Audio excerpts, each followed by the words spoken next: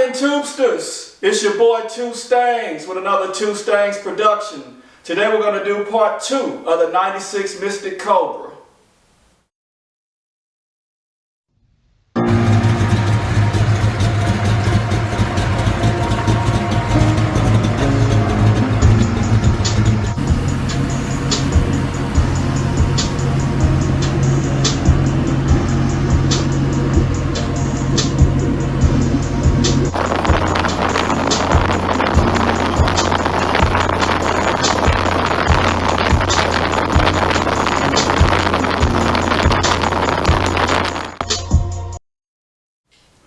So tubesters, 1996 was a very iconic year.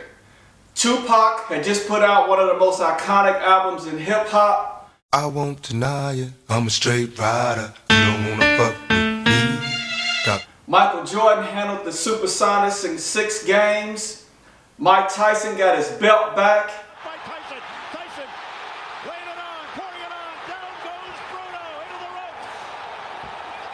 Hell, even Chevy came out with the 96 Impala. The U.S. Treasury came out with a brand new fresh $100 bill that had color changing numbers on the 100.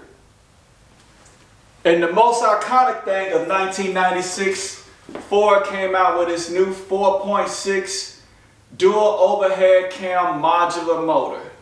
Now why is that so important? Because it was the predecessor of what is in today's Mustangs. You got to think, this was the first. This was the granddaddy for the future of Ford. They came out with this. The GTs had a single overhead cam engine, but the Cobras had the dual overhead cams. 4 valves, baby. You know, anything dealing with a Ford, if it's got 4 valves, then it's going to put power to the ground. They came out with this motor, and this is what pretty much is the reason why you have the Terminator motor. And then it led on to what is the Coyote motor in today's Mustang. For my people who aren't hardcore Mustang fanatics, or you just learning about motors, I really want to dig into what makes this motor so much different from a Fox body. So for the previous Mustangs, Ford used what was called a pushrod motor.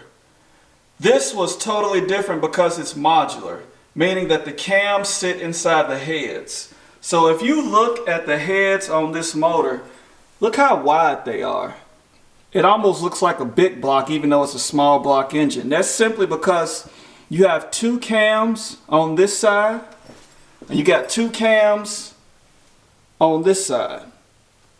There's 4 cams inside the head, so that's a completely different design from what Ford had used in the past on the Fox bodies. They went to this motor.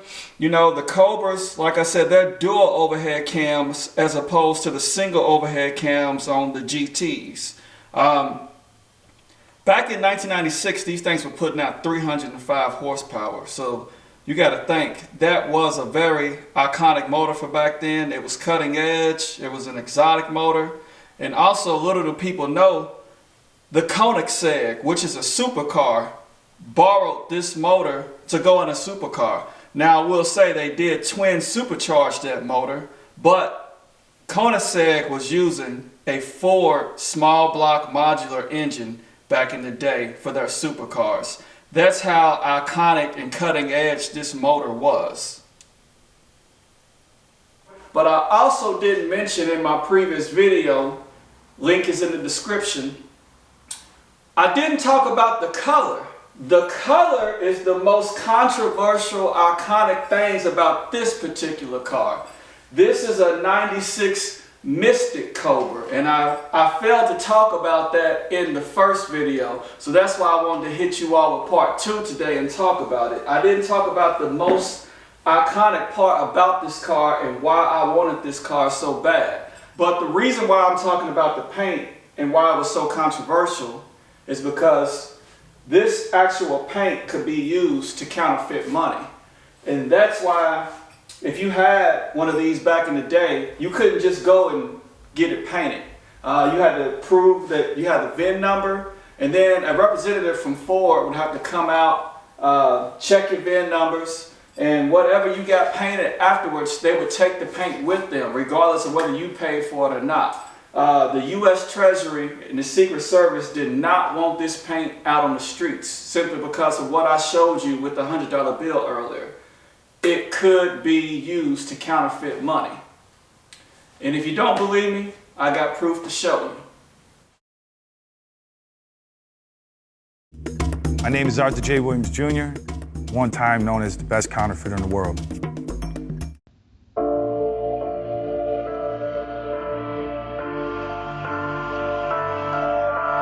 And I was kind of in awe. I was like, wow, this is pretty wild. It had, I'm holding it up. It's got the watermark. It's got the strip. Got the little 100 that turns colors. And I knew that if I broke this, that it could be legendary. The first thing we had to do is we had to figure out the paper. On currency paper, it reacts to where it marks yellow. On pretty much 99% of every other paper made, it'll mark brown. I had Natalie order paper from all over the world pretty much. Nothing was working. And me and Natalie were in the house. I'm saying, we can't do this. And she grabs the telephone book and she's just shaking at me. This shit, we gotta give it up. She throws it down and she marks the freaking telephone book, and what do you know, it marks yellow. And man, we started jumping up and down and screaming like we got it, We ended up putting the two pieces together, and man, the thickness was really close to money. And so I told her, I said, you know what, we might be able to actually put the watermark and the strip in there too. So now we'll have broke the pen, we'll have broke the watermark, we'll have broke the strip. The only thing left really is the little 100 that changed colors. I was actually walking through a parking lot and I saw a car, it turned purple and green, the paint job on the car did. As I'm looking at it, I'm like, man, I wonder if we could get that same type of paint to put on there. And we ended up calling the company that made it, and we ended up finding out that they actually made the same stuff for the Treasury Department, right? Go figure, right? And me and her got to work.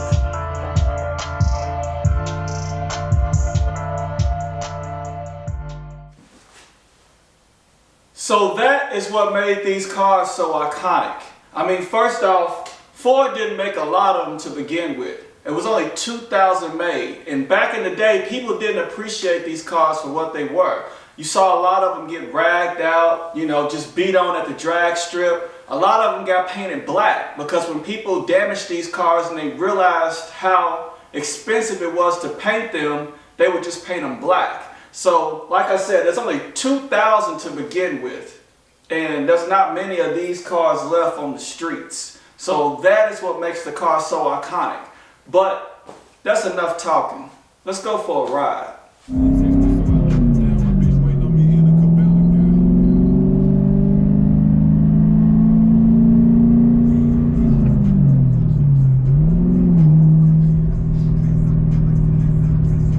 So Tubesters, we got to ride with the music down. I don't want to get copyrighted. But nothing like getting your Mustang out on a Sunday afternoon. It's relaxing. I love it.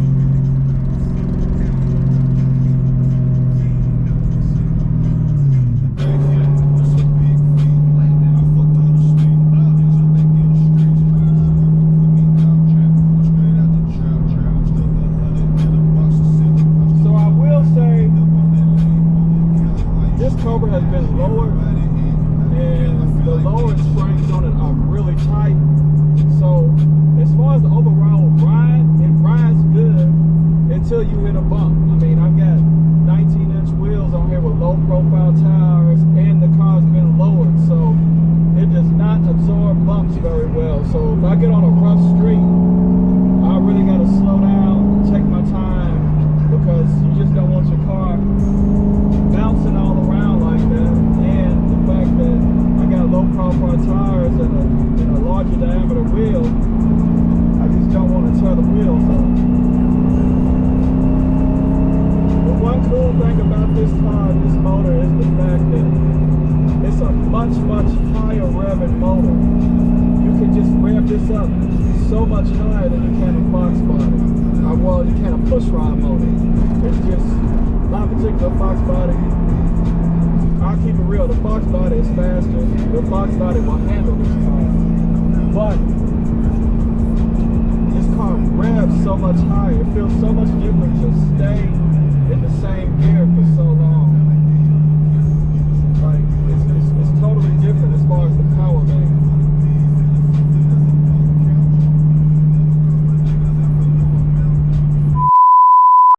A few moments later.